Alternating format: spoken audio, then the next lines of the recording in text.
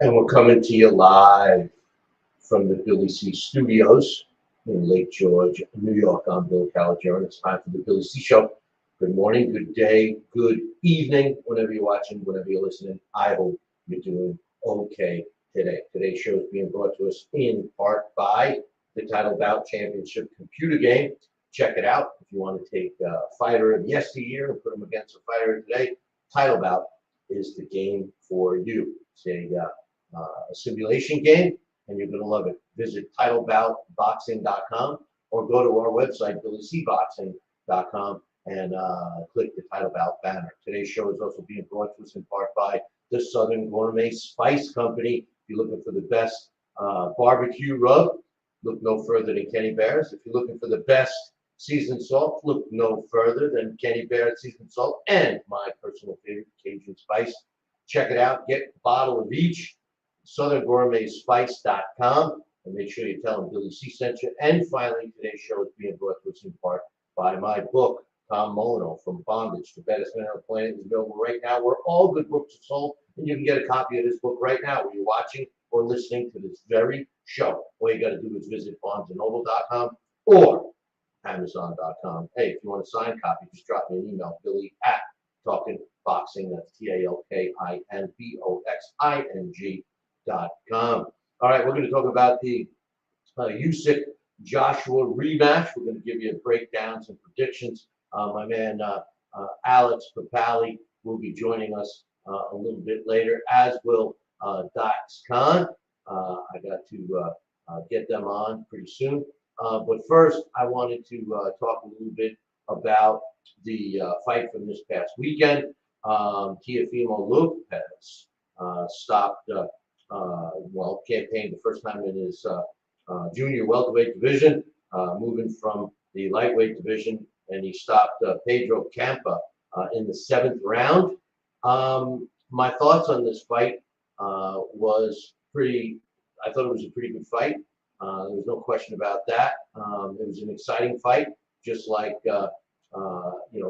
typically Lopez fights are. My thoughts totally were pretty simple. I thought he looked good against an opponent who came to fight, which I thought was critical. I thought he looked good. He fought the right guy. He wants to take over the division, all that stuff.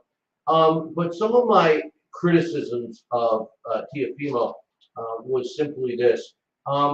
He has no defense.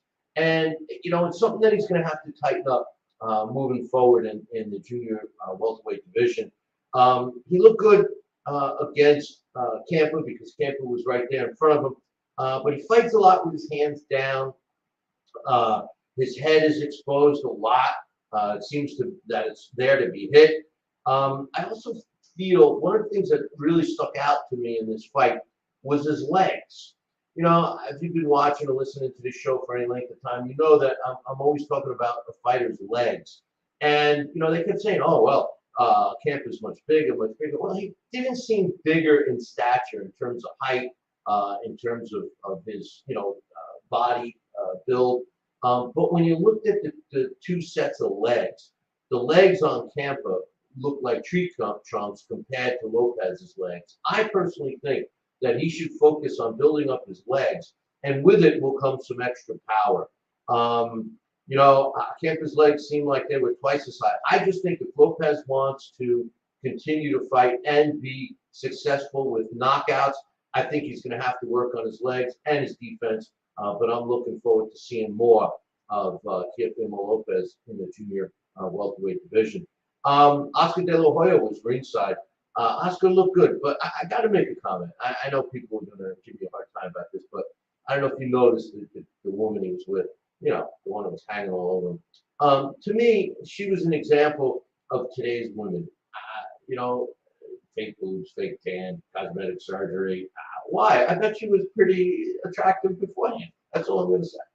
All right, let's get, I like to mix in some non-boxing stuff, but let's talk a little about the heavyweight division before we get into, before I tell you my thoughts on the big Usyk Joshua rematch this Saturday. We are going to be doing a post-fight show right after the fight. So make sure you tune in approximately 6 minutes after the official uh, uh, decision is announced, and we'll be here, and hopefully you guys will be too. Tyson Fury retired last week, but who knows? I don't think anybody really thinks that he's retired. Um, they asked the WBC president, Mauricio Suleiman, and he said that they're giving Tyson Fury until August 26th before they actually uh, put the belt up. Or he said, and I quote, we had he didn't want to confirm that the title would be vacant. He said that we're going to wait till the 26th. That's our deadline to have a formal confirmation of his decision. We have no rush. He's been a big hero inside the ring and out of it. If he confirms his retirement, we're going to have a big celebration for Tyson Fury. Um, you know, I think most people expect Tyson Fury to come back.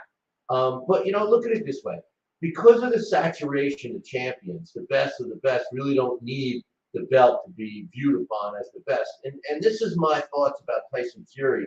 Should he not retire? I think, and then all of a sudden he does come out of retirement. Or if he should retire, then comes out of retirement a year from now. People are still going to regard him as a champ. And by the way, don't forget the WBC's rule of a champion in recess or a champion in Murtai, which means if they vacate the belt and have somebody else fight for it, and then he decides to come out of retirement, he's going to get an immediate shot. And then another interesting thing came out about that. They said that the ring belt, right, the Ring Magazine belt, which is supposed to be, as far as I know, is supposed to be the linear title, right? Well, they said that they are going to put that belt on the line this weekend for the Anthony Joshua Usyk rematch. I think that's kind of stupid, I mean, linear title means you got to win it in the ring. If you retire, okay, you put it up against the next two guys, which I think they're trying to do. But he hasn't officially announced his retirement. I know he did, but I'm not so sure he did. At least wait till the 26th. You got another 10 days, 9 days, whatever. It was announced that Deontay Wilder and Robert Holinas is going to be fighting on October 15th. I think it's a good fight for Wilder. I don't think he's going to have any problem with Holinas. Holinas stands right in front of him, and all Wilder can do is land a bomb, and he's going to stop Holinas. I don't see this as being much of a fight, but I do think it's a good comeback fight for Deontay Wilder. I personally see Deontay Wilder fighting Anthony Joshua, whether he wins or loses on Saturday night. One last thing before I give you my breakdowns of the big fight is this. The British Boxing Board of Controls sends the championship news, the flyers and stuff on a regular basis. And I just wanted to point out, because we've been kind of focusing on the heavyweight division, giving you a little updates on that. They have a vacant heavyweight title, and they've ordered the fight between Fabio Wardley and Nathan Gorman. They will give us a date, a venue. Eddie Hearn will promote the fight. And I just want to give you guys a little heads up on these two fighters in case you don't know about them. Fabio Wardley is 27 years old. He's undefeated at 14 and over. 13 of his wins coming by knockout. He's 6'5" and he weighs 235 pounds generally. Nathan Gorman, you might have heard, he has fought. He's fought more notable fights. He's 19-1. He's 26 years old. 13 of his wins coming by knockout. His loss, he was stopped by Daniel Dubois. He did beat Kevin Johnson. He comes in around 270 pounds. He's 6'4.5". I'm interested in this fight, so I'm curious to see what happens. So I'll keep you guys posted on that. Okay, a lot of people have been asking me, emailing me. I've gotten voicemails concerning this fight for a while now, and I have kind of given my thoughts away, a couple of weeks ago. But let me break it down for you. Anthony Joshua, former gaggle of belts champion, the WBA, the IBF, the WBO, the IBO. He's 24 wins, 22 of the wins coming by knockout, 2 losses, one in which he was stopped. You know, he stopped by Andy Ruiz Jr. And he lost his other fight to Usyk when he lost all the titles. He's 6'6", 82-inch reach. He usually fights in the neighborhood of 235, 245 pounds. It's be interesting to see how he comes into this fight. You know, I still think his best fight as a pro was his 11th round stoppage over Vladimir Klitschko back in 2017, April 29th, 2017 to be exact. You know, he had beaten all the other heavyweights that were anybody that was in the mix, with the exception of Tyson Fury and Deontay Wilder. He beat everybody else, including Ruiz in the rematch. The only guy he hasn't beaten so far is Usyk, in addition to Fury and Wilder. In his last fight, he lost all those titles to Usyk on September 25th of last year. Interesting fact about him is that he's only fought 2 southpaws in his life, or at least as a pro. I don't know if he has as an amateur. One was his victory over Charles Martin, and the other was against Usyk. I'm hoping that he got a little more sparring against southpaws. He's only fought 124 rounds as a pro in his 26 fights, 84.62% knockout percentage. Anthony Joshua is now being trained by Robert Garcia. I think that was a good move. You know, I had said for a while that I thought that he needed a different trainer. I personally thought, and you know, this is probably unfair to Garcia because we haven't seen AJ with Garcia yet, but I personally thought that Sugar Hill would have been a good candidate for him. You know, Tyson Fury was going to change. We talked about this last week. Was going to change. Got rid of Sugar Hill and you know, was going with his buddy, who's a fighter, featherweight, I believe. You know, Sugar Hill helped Tyson Fury big time. Tyson Fury didn't, in my opinion, didn't have the knockout or didn't know how to use his power until he hooked up with Sugar Hill. I thought that Sugar Hill would have been a great compliment to Anthony Joshua. Instead, he took Garcia. Don't get me wrong. Robert Garcia is a great corner guy, and for all accounts, I've heard that he's doing very well. Anthony Joshua loved to camp with him. I've heard some comments along the lines that Garcia's been able to bring out the animal in AJ. He does seem docile at times. So we'll wait and see what happens on Saturday night. And like I said, if you're just tuning in, don't forget we will be doing a live post-fight show as soon as the fight is over, approximately 6 minutes or so. Now, Anthony Joshua steps in the ring with the current WBO, WBA, IBF, IBO World Heavyweight Champion in Oleksandr Usyk. Now, Usyk, he's 19-0.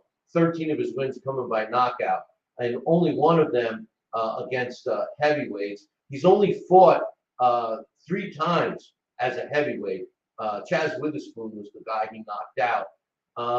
You know, listen, he was as a cruiserweight. There was no question that he was the best cruiserweight out there. He's a 6'3" southpaw. He's got a 78-inch reach, so he's given up his reach to AJ. And he's 35 years old. He's almost given up a decade in age. He's 200. Last fight, he was 221 and a quarter pounds in his first fight with AJ. I kind of expect him to be a little bigger. You know, they call him the mad scientist.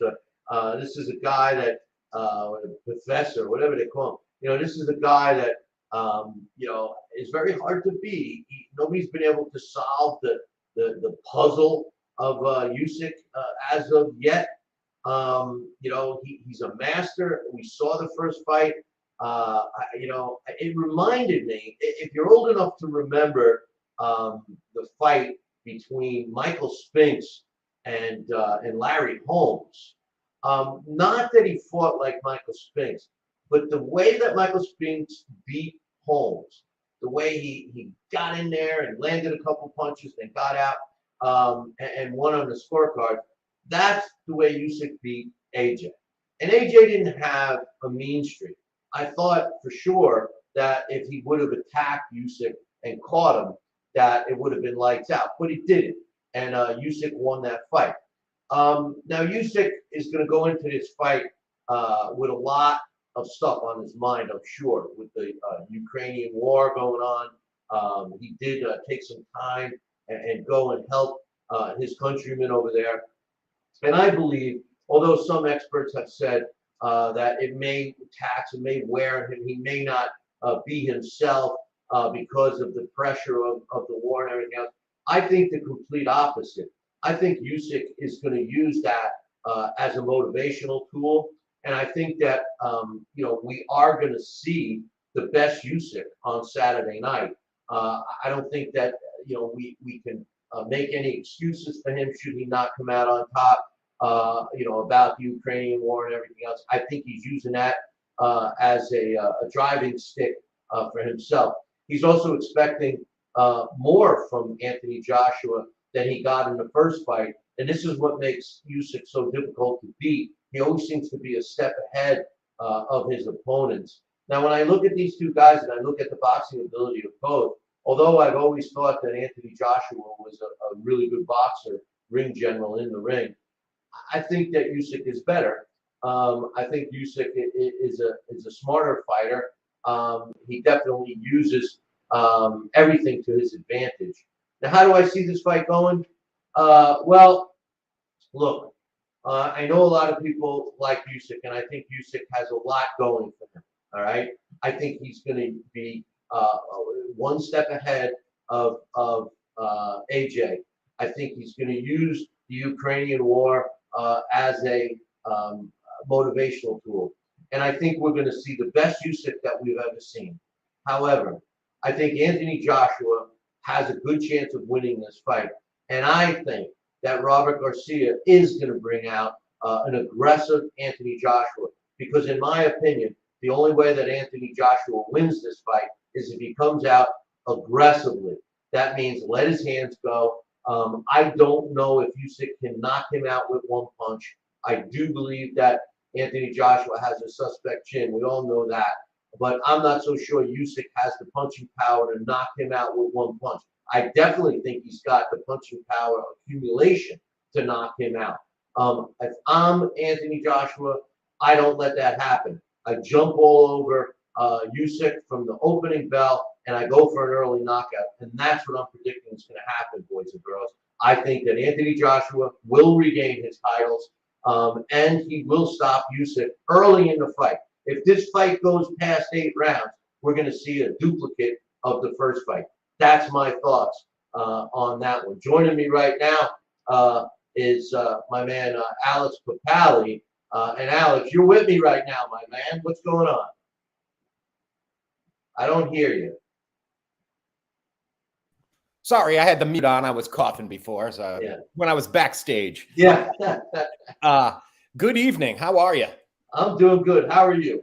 Very good. I am very excited for this fight. This is going to be this is really going to be a good one. I'm trying not to let the fact that Fury has retired spoil it. In a way, I don't really believe the retirement anyway. There's just no way you could walk away if there's $100 million on the table, which, if what you said comes true, there will be. So I'm very excited because I actually think the opposite. I think we're going to see Usyk get the stoppage. And that's very exciting. If two of us have the polar opposite opinions, we're in for a good fight. Either that or a really boring one, right? Well, they're heavy, so it could always be boring. How do you see it going? I mean, like, what's your thoughts? I think that I think some of what you said I definitely agree with, but I think that because we know that Joshua you can hurt him, you can tag him, and you could hurt him. Even though Usyk is not a huge puncher, I think as much as I think it would be a great strategy for Joshua to be much more aggressive, and with Robert Garcia in the corner, I think he will be. The thing is, I think it's got to be carefully applied aggression, and I'm not sure he could do that because in some ways he's got to sort of overwhelm him with just his massive size and do it early. Because the thing about Usyk is all the feinting he gets you into, and he's not a huge puncher, but he'll get you into his rhythm.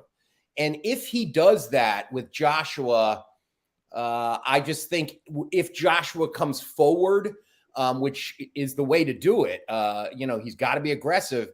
He's going to walk into something. And we saw that was really his undoing with Andy Ruiz. Now, I think Andy Ruiz hits harder than Usyk, but Usyk is so much smarter. And Usyk is the kind of guy that he's going to exhaust you. Like you said, I think it is an interesting fight because early, I think Joshua's chances are good. He's a great big guy. If he can, overwhelm Usyk and hit him harder than he's ever been hit, who knows what could happen early. But that's the thing is that if you let Usyk do his thing, you're going to be exhausted. Just from dealing with his feints, the mental pressure. And we know that that's part of what it can affect Joshua. I don't know if Dax can hear us right now, but if you can, Dax, you don't have a video. You don't have a video on the screen. The thing is if Joshua does come out the way I think he should, there you go. Let's get Dax in here now. Okay, there he is. I do think that if Joshua comes out at Usyk, and if you guys just camping me here and think he's going to come out and attack Usyk, how is Usyk going to respond to that? Do you think that he could handle defensively an all-out blitz, so to speak, from AJ? Yes. You think so? Absolutely. Absolutely. I don't matter of facts. I think that would be the biggest mistake for Anthony Joshua. To come right out and attack him? Absolutely. Look, Oleksandr Usyk, right now, universally, pretty much, by anybody credible, is considered the second best fighter in the sport, pound for pound, just under Inoue. And there's a reason for that. When you look at the two of these guys and their history in terms from the amateurs to the professionals up until their first fight, not only did they win a gold medal at the same games, not only has Oleksandr Usyk already faced and beaten some of the guys that Anthony Joshua won't go near, or his promoter won't let him go near.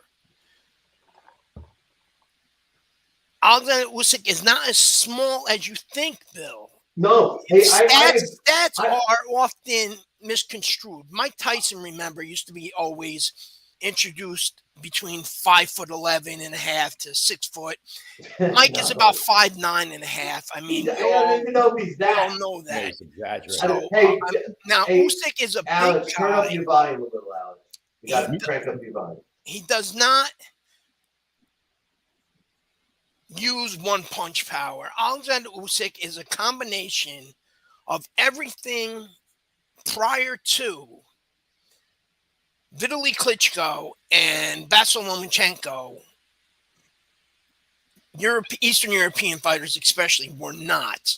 And he has benefited from not only American trainers like James Ali Bashir, who was Manny Stewart 15 years, which is funny since earlier on I heard you mention Sugar Hill for Anthony Joshua, but he has also benefited from Anatoly Lomachenko, who trained him for the Olympics and got him ready for the first fight.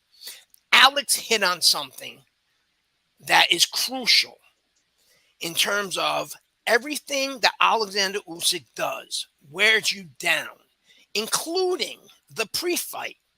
You go to most fights, I don't care how big the fights are, we know this. You go there and there's always some kind of tension. At least one of the guys is trying to be either overly nice to win the crowd or to try and intimidate and talk about their skill set, what they know they're able to do. Oleksandr Usyk is the opposite. He's quiet. He has a look on him like a serial killer. I mean, he really is kind of a scary looking guy. He's about 6'4". He's closer to 6'4" than he is 6'3". He has a long reach. He's always smiling. And if you ever seen any of his stare downs, a lot of guys are always trying to look really intimidating. And, you know, they're trying to see if they can break you. And Usyk almost has that, again, serial killer look in his eye where there's nothing. He's staring through you. Nothing is phasing him. Everything is out. And, you know, when even you're an elite fighter, because that's what the fans look for in big matchups is which guy breaks first during the stare down, which guy smiles first, which guy blinks first, which guy turns first, which guy reaches out his hand first, because they, for whatever reason, think that that is the first sign of they're not feeling all that confident. Usyk, when you walk away, you're saying to yourself, why did this guy just stare at me, not blink? He smiled. If I put my hand there, he was willing to shake it. He's okay. And then you look at what he's done before, and he's faced better opposition than Anthony Joshua. Anthony Joshua has had 2 top-tier fighters in his career. And that was, you mentioned it, Vladimir Klitschko, coming off a long layoff in his 40s. He had to come from behind. And he wasn't behind so much on the cards, but, you know, he was close to getting, if Klitschko was a little bit more aggressive after that knockdown, he would have got to stop it. You've said it yourself many times, Bill. The other one, Alexander Povetkin. Povetkin way past his best. Since then, the buildup for him and Deontay Wilder, them sharing opponents, such as Eric Molina. I mean, come on, how did Eric Molina get so many world title shots? Who did Usyk fight in the heavyweight division? Who did I what? Usyk fought 3 fights in the heavyweight division. He owned the cruiserweight division. There's no question. And I will say this. I agree that the size difference isn't as much as you think. But Alex, let me ask you this. In my opinion, a fighter shouldn't fall prey to what Dax is saying in terms of the lunatic, the serial killer look. You know, those games. I mean, if you're a pro and you're a pro's pro and you're fighting that, if you're taking that hook, yeah, all credit to a guy like Usyk if you can get under your skin like that. But come on, you got to be being taught during training that he's going to be doing this. You got to be ready for this. Yeah, and I think that some of it is, the typical final press conference pageantry. It's hard to glean too much from it. However, I think Dax is right that the thing about Usyk he has a certain sort of maniacal calm to him, which is, I find a little off-putting. And I'm watching from my couch. I'm not standing like this with him. And to me, because I did watch the press conference, I guess I don't know if that was, because they're like half a day ahead of us. So I don't know if that was today. I guess it must have been earlier today. What time is the fight anyway? The fight will be like around 1 o'clock on Saturday. Our time? Yeah, East Coast time. That'll be great. One or two. The broadcast I think starts at 1. So I would say by the time the main event, 2:30, 3. That'll be great for us. Yes. The difference is what I'm saying. That's not an act, though. That No. is. I understand what you're saying, Bill. Oh, if a fighter falls into it, for example, Canelo and Plant. That is something where Plant tried to but whether bring it's into there. That is who Usyk is. I have met him. I spent time with him down when he fought Michael Hunter. I sat down with him for an hour. That's who he is. That's his personality. Tyson Fury. I've told you before. That guy that we see on TV and all these antics and jokes. When I was with Tyson Fury the day before the Steve Cunningham fight, there was no press around. There was just his team, and that's how Tyson Fury really is. So Oleksandr Usyk, the fact that he's really like that, yes, a solid professional, especially one at that upper echelon, knows they can tell when somebody's trying to be over brave. Canelo, Plant, again, for an example, because it was so recent. Canelo knew Plant was trying to be overly brave. He was trying to really psych himself up. But again, on the opposite hand, in a similar fashion, Dimitri Bivol and Canelo. Dimitri Bivol, because he is so polite, such a nice guy, it's really hard to stare him down because you don't know what he's thinking, because this is a guy who's just being himself, because guys like that are so relaxed. Triple G is another guy who had that persona, still does, but at his best, that, you walk away thinking, what is this guy thinking? What has this guy figured out about me? And what makes it worse, again, going back to what Alex said, is the style of Usyk is tiring. Vladimir Klitschko, his jabs, a lot of guys, including Ray Mercer, will tell you, were worse than most guys' overhand rights. But on the other hand, Vitaly Klitschko, who a lot of guys said didn't hit overly hard, but he just never stopped punching. Now you add that Vitaly Klitschko in with the Lomachenko movement, you never get to really sit down and hit him clean. Tony Bello is the only guy that managed to get in a clean shot, because Usyk more or less kind of, if you watch the fight again, he kind of relaxed, put his guard down because he thought he had it, in control. And Bello kind of got, and then what happened was Usyk went right back to him and he picked you apart. And you are spending more time, Bill, thinking about what is coming at you. It doesn't matter if it's hard or it's soft. Where is he going? The feints, the moving, it's mentally exhausting, and that mental exhaustion starts making you doubt yourself and your abilities. Lomachenko, that's how Nicholas Walters quit on his stool. That's why they started calling him Nomaschenko. He does, just like Usyk, he doesn't hit his opponent really hard, but he's hitting you so hard, so often, from so many different angles. You are literally saying to yourself, I'm a world champion, and this guy is playing with me like I just started sparring yesterday. And that is mentally exhausting, and you start letting your hands down. And this is when guys at that level are able to do with you as they please. And he hits harder than he's given credit for. Anthony Joshua has shown his flaws, even at his improvements. Anthony Joshua has not really changed much. If Andy Ruiz Jr. would have came into that fight in the same shape he was in the first one, he'd have been knocked out. The last fight, when Anthony Joshua was fighting Usyk, Joshua was stumbled more than once. Listen, if, first of all, and Alex, I want your thoughts. First of all, do you think a fighter, and I've said this all the time, the worst thing a fighter can do is overthink. He should be fighting a fight automatically. And with every point that you make, Dax, is true. If a fighter lets that happen, if a fighter overthinks, if he starts playing that game and getting sucked into Usyk, you're painting this picture that there's no way that he's not going to be able to fall into that trap.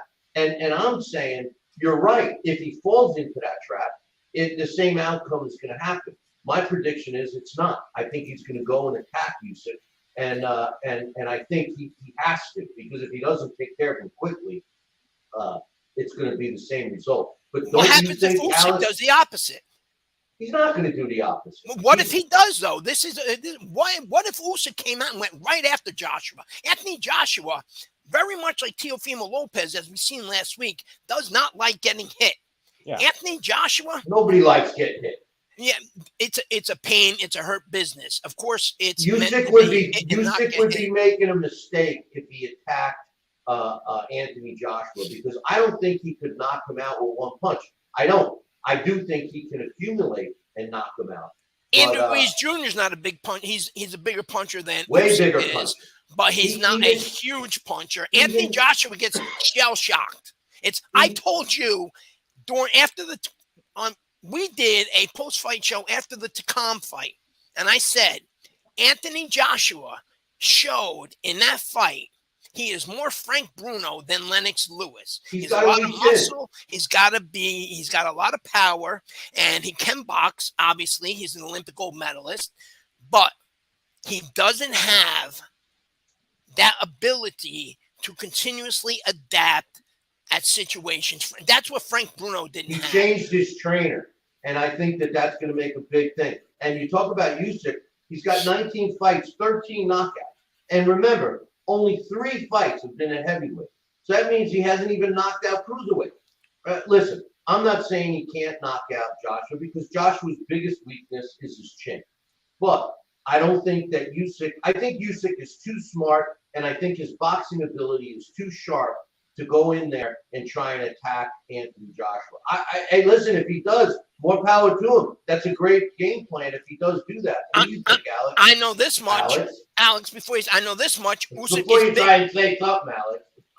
Usyk is bigger than Holyfield. Jump in. He's a better boxer than Holyfield. And look what Holyfield did. Yeah, I think that Usyk, I think we're going to see a more aggressive Usyk. I don't think we're going to see Hagler Hearns. He's not going to come out there, charge him, and just start. Won't be a brawl. I think we'll probably see Joshua surging early, and I think that's wise. I think for Joshua, what he's got to do, and hopefully with Garcia there, he'll be more aggressive. See, the thing that Garcia cannot put in him is heart and make him not overthink. And because he's lost big, I think that's why he falls for the feints, because he knows. I don't know if I want to go and say he's chinny, because he always gets back up, but he's certainly vulnerable, and he knows he's vulnerable. So I think the thing about that is that's why he's always been hesitant, at least ever since the Vladimir Klitschko fight. It's like he's regressed. He's been less willing to be the aggressive big man that he appears to be. The thing is that with Garcia, because the thing, when you have Usyk in front of you, feinting, he's moving like this. His body is mostly there.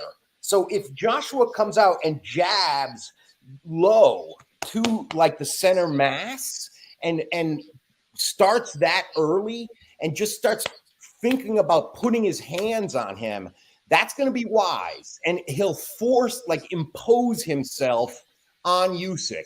Maybe make it a little rough. If Usyk tries to find his own ground, grab him.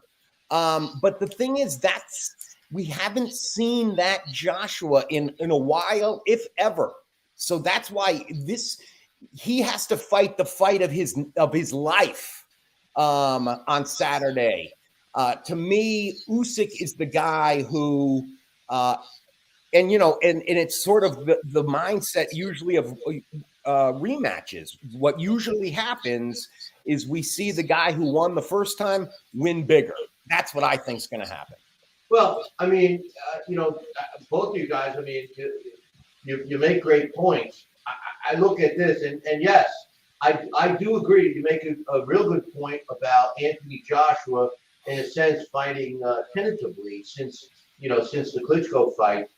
He doesn't never seem to have that killer instinct, which, you know, if Robert Garcia does get that out of him, he's going to be a dangerous man, you know. And when you look at the Usyk comparison, I mean, you know, believe it, the bottom line is AJ's got a 4-inch reach advantage and a 3.5-inch height advantage.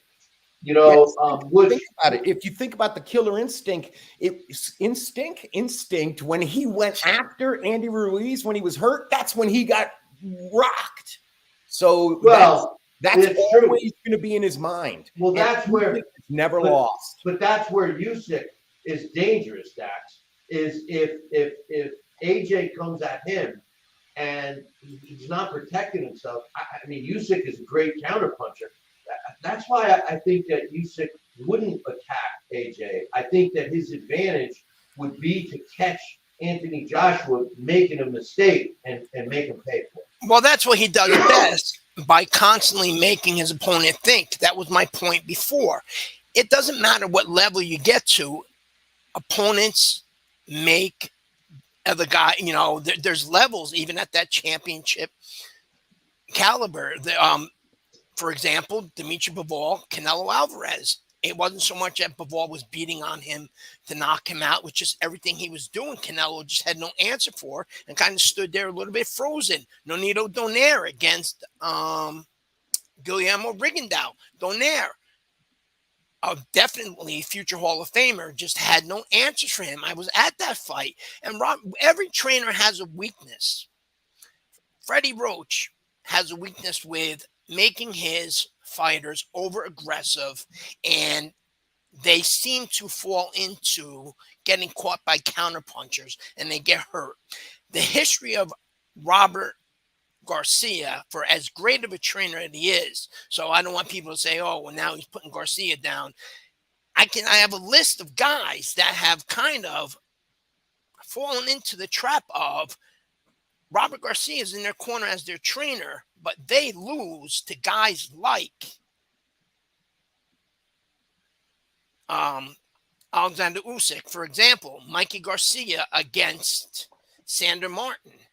You know, there's one example. Donaire against Rigondeaux, Margarito against Pacquiao. Examples of where a lot of his fighters have a hard time dealing with opponents, even at that top level, who move around. Yeah. Hey, Alex, you said you saw the press conference, and I'll tell you that the garb that Usyk was wearing fits right up what Dax was saying. He looks like a complete maniac. I mean, if that doesn't scare the shit out of you, I don't know what does, you know? Well, that's the thing, is that I agree with what Dax was saying, but the thing is that there's a spectrum. And I think the thing about the things that Usyk brings, I think, are very regional to Ukraine. Some of the garb, and to us, they do look bizarre. But Well, and yeah, it's the hairdo. I mean, he looks like one of the wildlings. He looks like he's beyond the wall. It looks like he should be in a bottle, like a genie, you know, like a genie in a lamp, you know? Right. Well, and that was the thing, like, because you know, it's hard to say, because sometimes press conferences matter, sometimes they don't. But what Dax was saying, I think that's you got to always take it, wonder about it, because the way that this one went down, to me, when the stare down, it's been Eddie Hearn that sort of signals that it's over, and then Joshua who breaks them first, if it matters. And then Joshua walked off the stage and was taking selfies with the crowd. Usyk went into a song and went rousing with the whole crowd. And, he looks like the heavyweight champion of the world. So I don't know. It's and remember, he is the one that in the little DAZN, DAZN puts those little bits together. The one on Usyk, he mentions the thing that, of course, is the big story that is so indicative of it is the Ali and the Cassius Clay, Sonny Liston weigh-in. The idea that everybody has fear, But the only thing that's scary to somebody who's not afraid of anything is a crazy person. Yeah, no. Usyk is aware of that. So you do wonder, is it regional or is he a lunatic? Yeah, The other thing with could be a that, little of both. I had the benefit of being friends with Angelo Dundee for more than a decade, and I know he's told this story to a lot of other people. Was aside from Liston being afraid of crazy people, one of the other things that Liston realized when they got face to face, once then Cassius Clay calmed down, Liston realized he was actually the smaller man. And so the natural Ali was bigger than Liston. Height-wise, yeah. Yeah, but Liston was so used to staring down at his opponents. Yes, yeah. And then on top of that, you got a guy that's screaming in your face when you're known for being a destroyer. And this guy is already telling you that he's taken what you have. Well, we're going to get Paul Gallinger on here, and he's going to talk all about Sonny Liston as soon as he gets back. But anyway, here's a question, really. The worst thing right now, aside from Tyson Fury, he may retire, he may not. We need Tyson Fury. But because he just brings attention to our flagship division. That division was held hostage by the Klitschko brothers for well over a decade. As much as I like Tyson Fury, I'm sorry to say Father Time beat Vladimir Klitschko before Tyson Fury did, because ever since the Layman Brewster loss, Vladimir was nearly unbeatable, and Vitaly was just, there's a guy that you didn't even have to go to the press conference. Just seeing what he did to his other opponents and the amount of punishment he could take was scary. Then we get the wait. Let me stop you for 1 second, because I agree with everything you said, but I think you skipped over a very important piece of the success of Vladimir Klitschko. Vitaly Klitschko's problems was he got cut up and stuff like that. He was too vicious for his own good for a man that size. But Manny Stewart was the guy who stepped in and altered Klitschko, and he virtually, since that time, never lost another round until he fought and lost to AJ. And the whole point that I opened this show before you came on, Dax, and I don't know, I forget if Alex was on yet, and that's the reason I was saying I thought that Sugar Hill would have made a great addition to AJ's team. But let's give Robert Garcia a chance, because he's on display on Saturday night just as much as AJ is. And should he have been able to bring out some type of viciousness out of Anthony Joshua, he is going to be a dangerous man. And I don't care how wacko Usyk looks, it's going to be a tough out. I agree with that. And once again, I stress, I was a fan of Robert Garcia when he was a fighter. Definitely a fan of him as a trainer. My point was, every great trainer, I don't care how far you go back, had some sort of flaw in their fighters.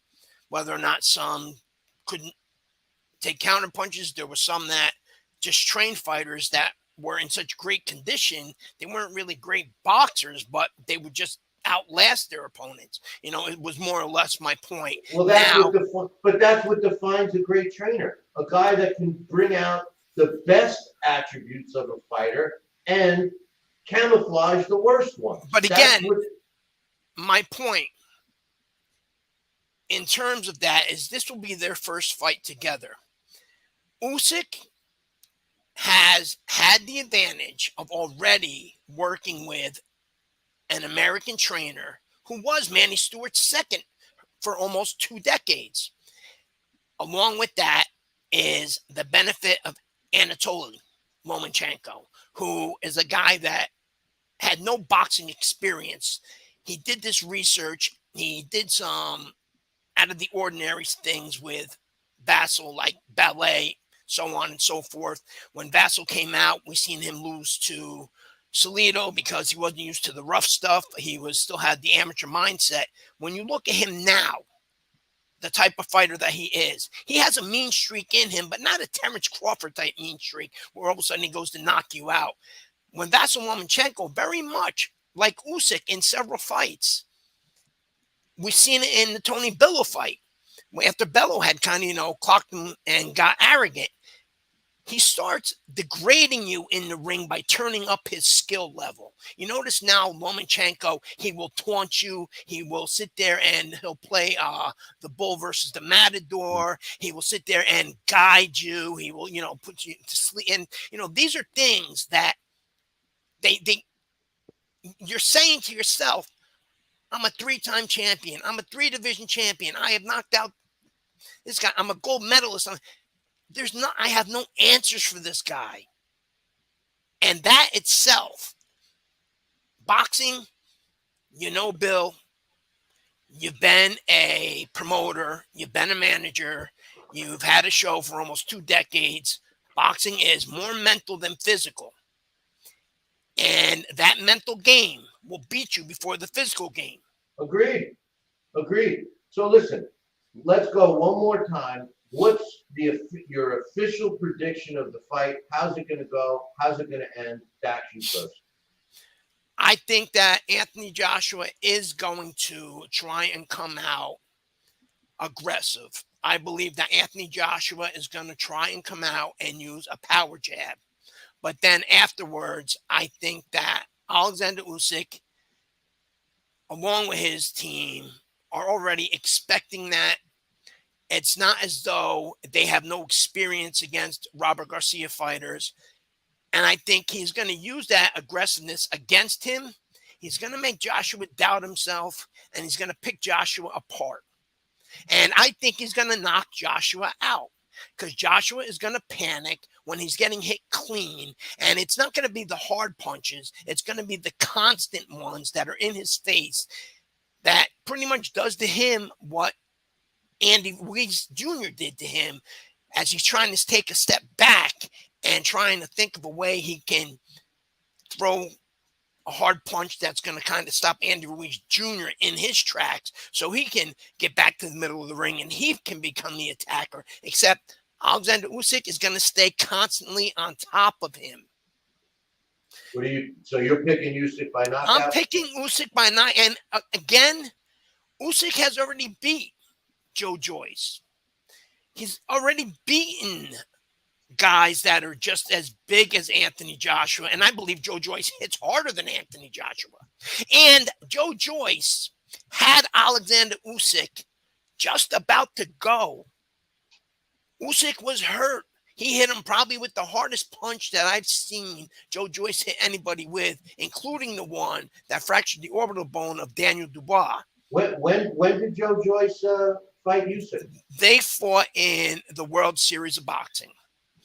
And after that, Usyk just dominated. Usyk knew how to buy the time. He turned and he dominated it. Anthony Joshua was a little bit faster than Joe Joyce. Yes, he doesn't hit harder than Joe Joyce. I'm sorry. No. So the power, I don't believe, is going to be much of a problem. I think the problem is going to be, can Anthony Joshua take the constant pressure of Oleksandr Usyk?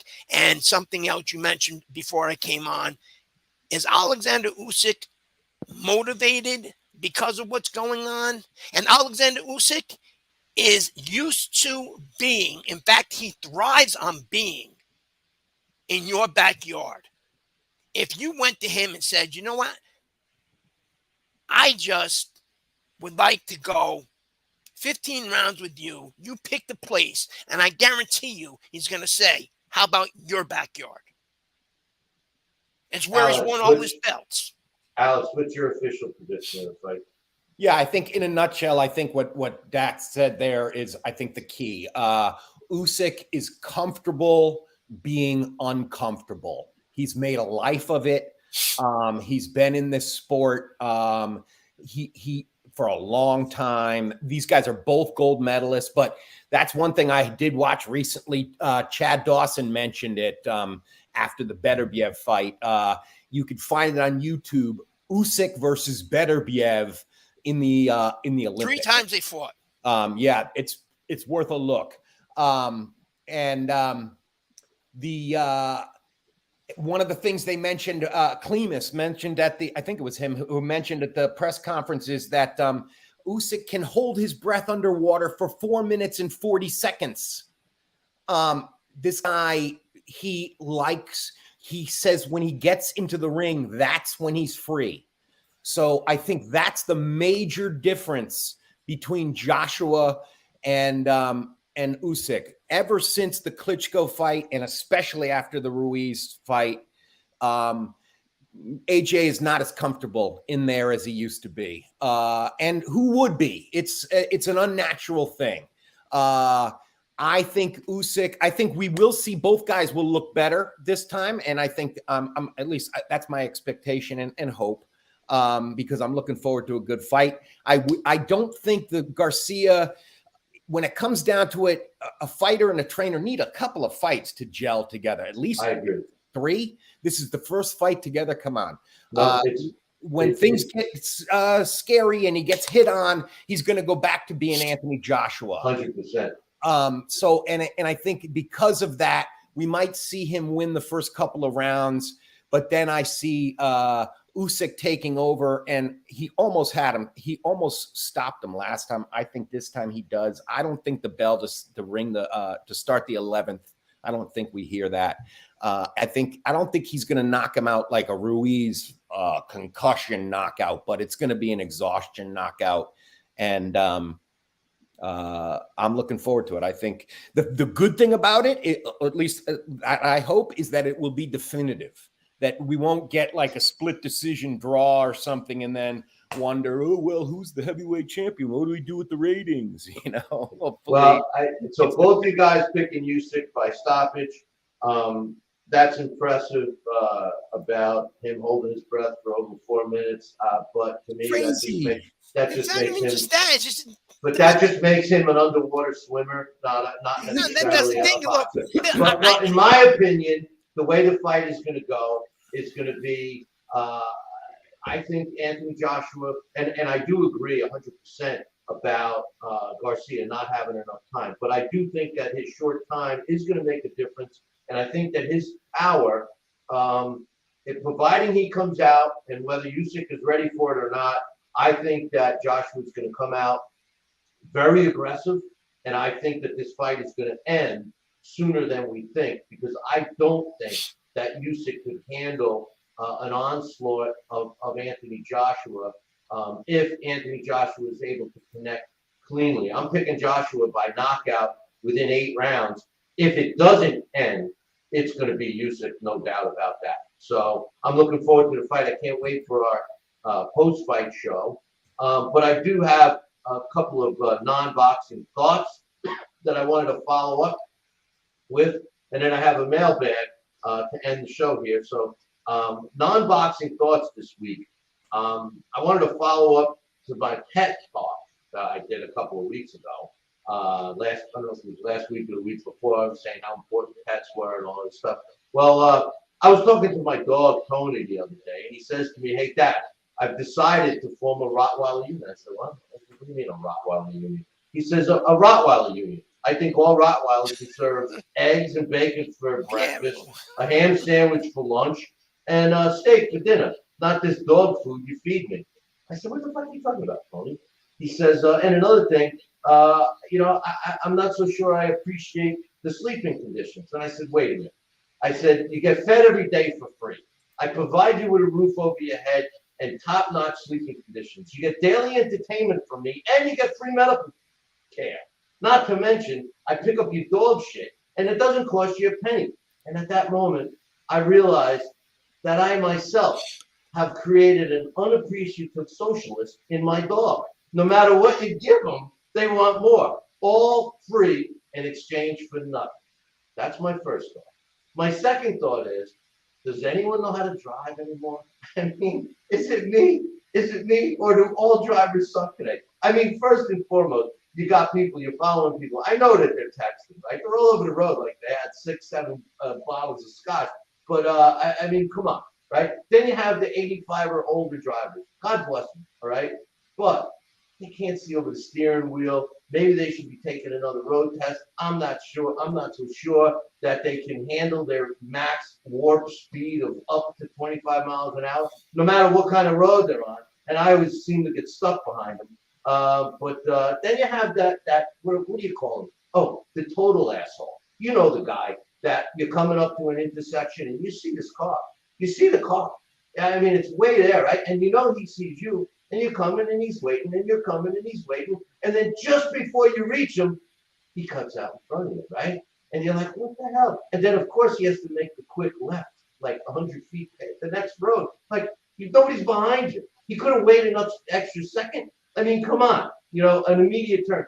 You know, listen, how about the guys that are cutting you up? I mean, what about the ones that put the directional on left and then they turn right? I mean, I don't know. It just seems that nobody knows how to drive today at all. My last non-boxing thought was, I don't know if you guys caught this, but there was a TikToker who went viral. I don't know if that's proper, a TikToker, but this woman, right? She does this video, and it was called "This Is Not Acceptable," right? So I watched it, right? So here's what she does. She's in a clothing store, and she does this demonstration with a pair of shorts that she was buying for her kids, a little boy and a little girl. The boy's shorts were labeled 9 months old, and the little girl's shorts were labeled 2T. And she demonstrated multiple times, multiple styles of shorts, that they were the same exact size. And she says, this is not acceptable. We wonder why women today have a low self-esteem. I said, wait, I'm saying to myself, what are you talking about? You know, who made up the sizes anyway? You know, I mean, guys' sizes are small, medium, large, extra large, big and tall, whatever. You know, I mean, women's sizes were always different. You know, it's the same thing. Nobody wants to hold themselves accountable. So if somebody has low self-esteem, they're going to blame the size system that they've been using for years. I don't know. I don't know. It just seems pretty crazy to me. You know, and now you get you know, this mental, and everybody's got a mental problem using that excuse. You know, what worries me, Adrian Broner, you know, he says, I have a mental issue. Listen, mental issues are a serious problem. But don't you think that the people that are taking advantage of it or using it as an excuse may eliminate the potential help that someone that really needs it could be getting? It's the same thing with services. You know, people that need financial aid. There's many people that are abusing the system. What about the person that can't get it because there's so many other ones abusing it? I don't know, man. I just think that people aren't holding themselves accountable, and that's all I have to say about that stuff. Any thoughts on that? Yeah, one is don't call me again to get you an attorney, considering you already have a restraining order to stay out of that store and watching those women go in and out of the dressing I room. watched the TikTok, and it wasn't a dressing room. She was setting it on the table, and she's making this big thing, and she's going, "This is not acceptable." And I'm like, I'm watching this video, and I'm going, and she's getting millions and millions of views. You know, and I go, I just didn't see it. I don't know. Maybe it's me.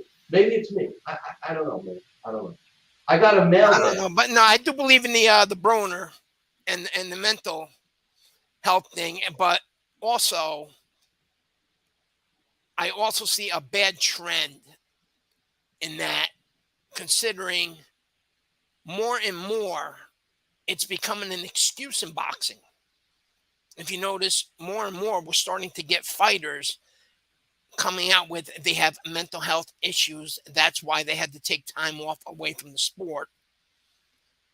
Ryan No, Garcia, for my example, is my, you know is one. Adrian Broner just went over the edge. Like the time he was on his Instagram, and the cops actually came to his house because he had a gun and he showed he was gonna shoot himself. And you know, Adrian Broner is just a total buffoon. But in terms of the mental health aspect, that has just become the latest trend in excuses. But that's my point. It shouldn't be. It's a serious issue that people that, you know, suffer legitimately need help and should be able to get it. And it's like the boy who cried wolf. You know, you have everybody using it as an excuse, whatever the reason is. And you know, we don't know if it's a legit reason with Adrian Broner or not. But like you said, based on its history, I mean, you have to lean towards it. It's just a shame that people are using excuse. You know, you look in the mirror and you don't like what you see, so you blame it on somebody else. You know, you step on the scale and it says, come on, one of you guys got to get off it, and you blame it the fact that, you know, you're eating McDonald's too much and you should be good. You know, I mean, it's, you know, hold yourself accountable. Alex, you know what I'm talking about. Right, but I think the thing is that I don't think that I think being more tolerant and being accepting of people is the direction we want to move in, not the other way. And I think the fact that this is Adrian Broner, and because of the other outrage, the many, many outrageous things he's done, it is one of those, it's easy to be, well, suspicious. Right there. However, that's the thing about it, is that if who are we to judge if, you know, he's to say, if he's saying this, and the idea that it's an excuse, I don't know that it's an excuse. It's just that it seems we're becoming so mentally weak. Yeah, but see, what do you? I'm not sure what that means.